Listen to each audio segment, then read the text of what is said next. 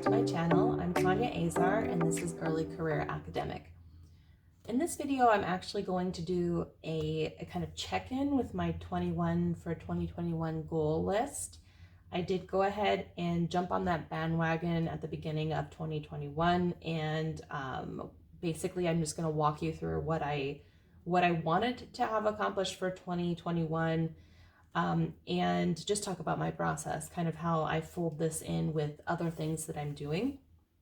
So when I set up a list for 2021, or for these kinds of lists, I do kind of try to think of things kind of off my someday list that I keep on my phone when something occurs to me. I'd really like to get that fixed, or I'd like to do that or go there or what have you. I just pop it in this list I keep on my phone called someday tasks.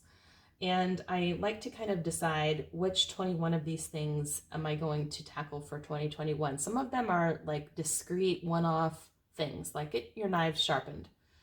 And some are more ambitious, like these goals for reading new books.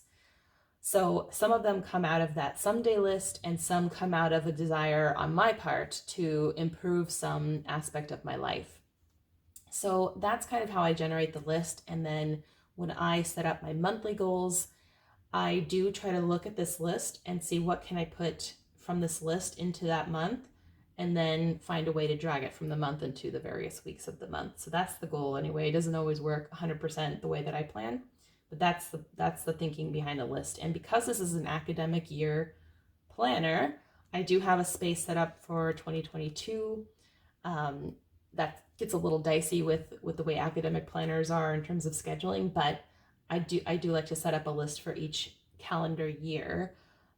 So it might be that I transfer everything over to one or the other, academic year or calendar year, but for now it's set up this way, partly because that's this idea comes from Gretchen Rubin and the internet.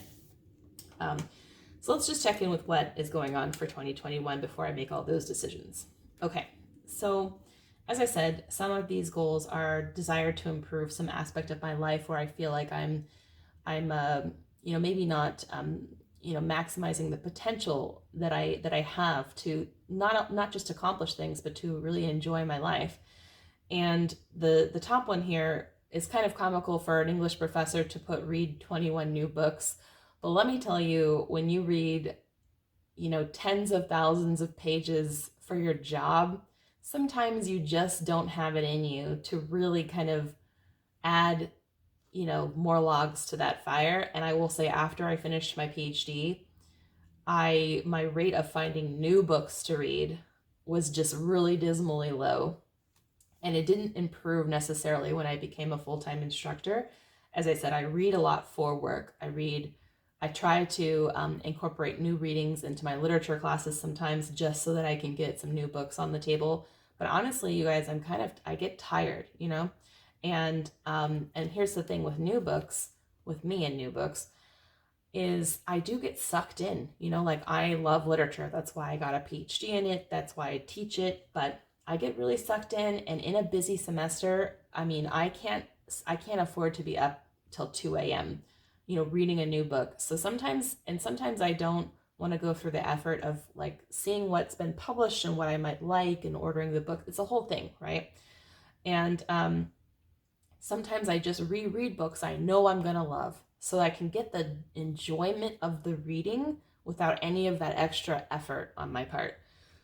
But downside, of course, is I'm just constantly rereading books, and I do get bored of them after a while. Plus, there's so many good books that I'm not reading, and I do feel like I'm getting left behind by the flood of amazing new literature coming out. So I set a goal for myself to read 21 new books. Now, I don't know if I'm just being hard on myself in other years, or if I just happen to be really good at it this year. I've totally exceeded the number already, and we're not even done with the year. Maybe having this goal really helped me. But maybe I read more new books in a year than I thought I did. That's the other thing. If you don't actually keep track of it, you don't know how well you're doing. So I did check it off, but I'm still reading new books. I'm not actually counting them anymore, but I am keeping track of them in my Passion Planner book tracker.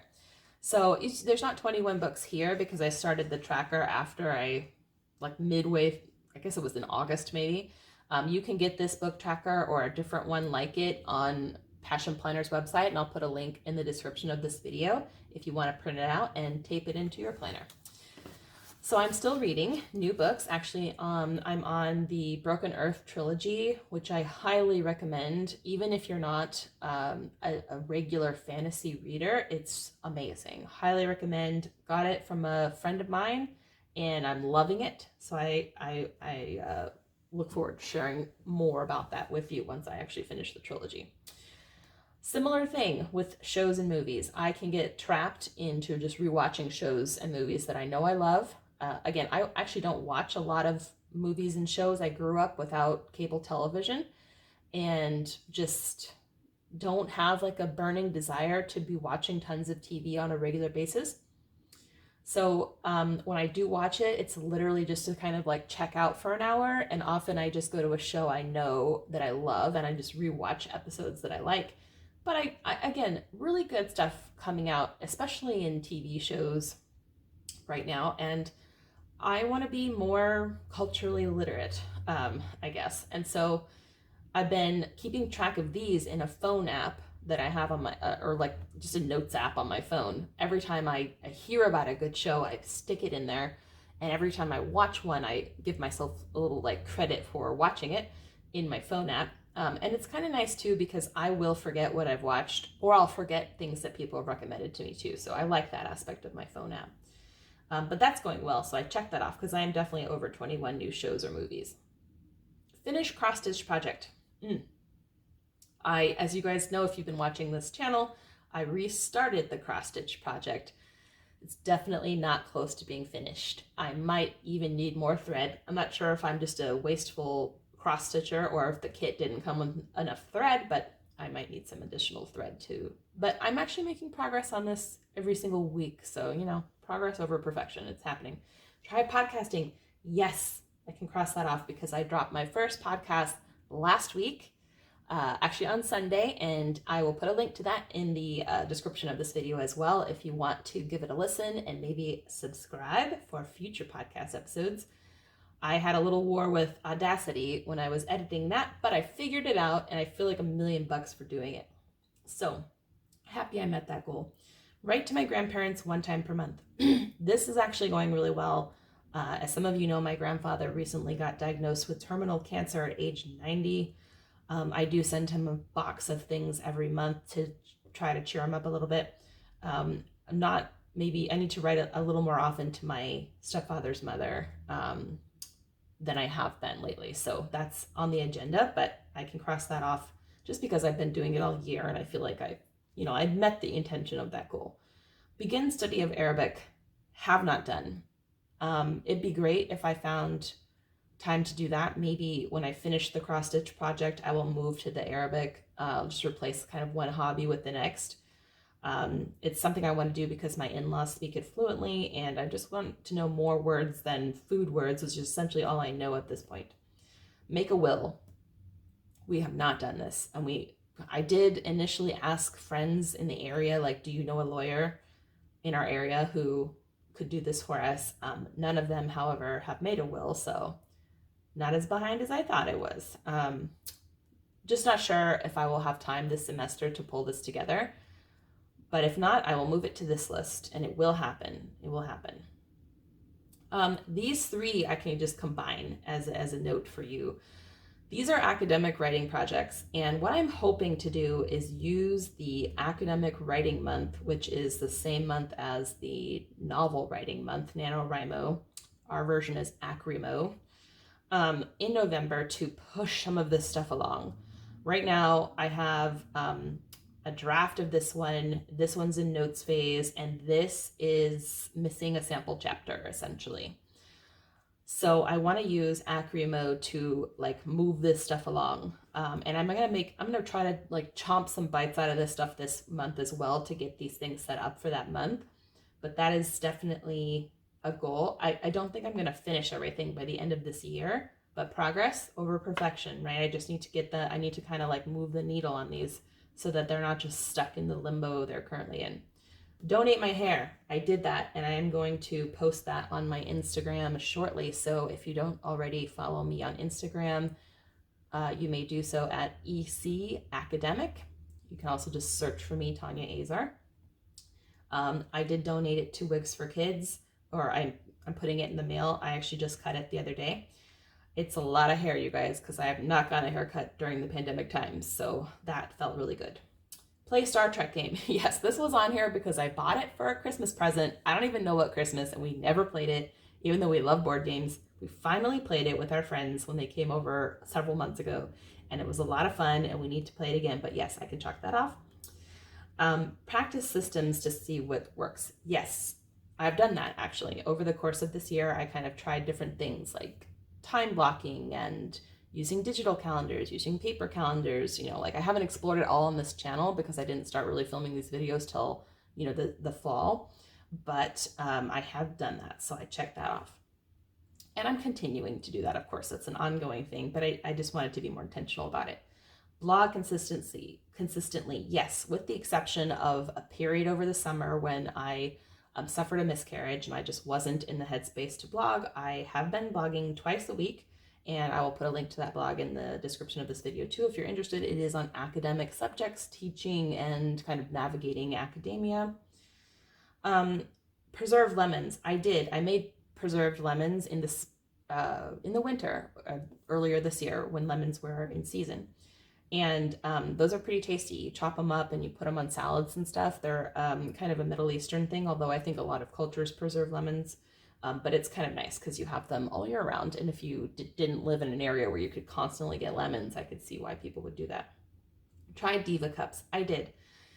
I got the wrong size. I don't know why I thought my vagina was bigger than everyone else's.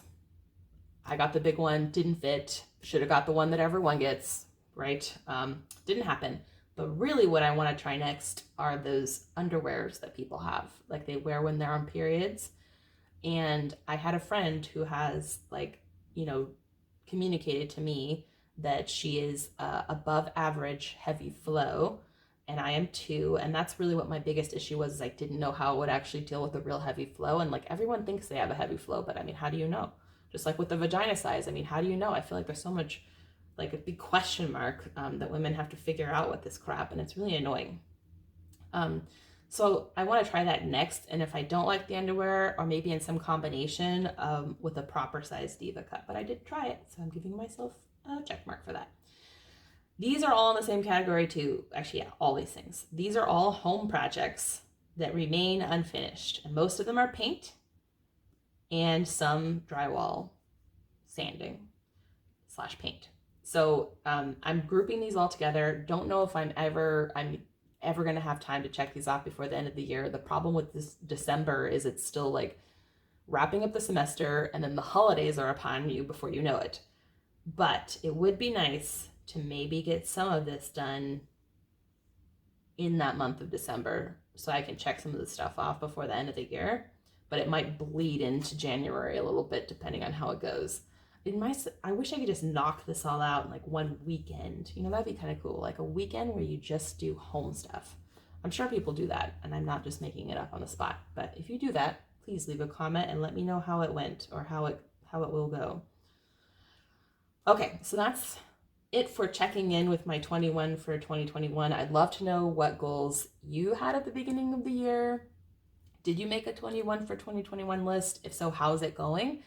Do you feel like in the last quarter of the year you can kind of check most of them off, or are you already anticipating that some of them are going to be shifting over to next year's list like I am? Please let me know in the comments, and thanks for sticking around for my 28 for 2021 update. I will see you guys back here another time, and if you like this kind of content, please give me a thumbs up, subscribe if you haven't already, and take care of yourself. Have a good one.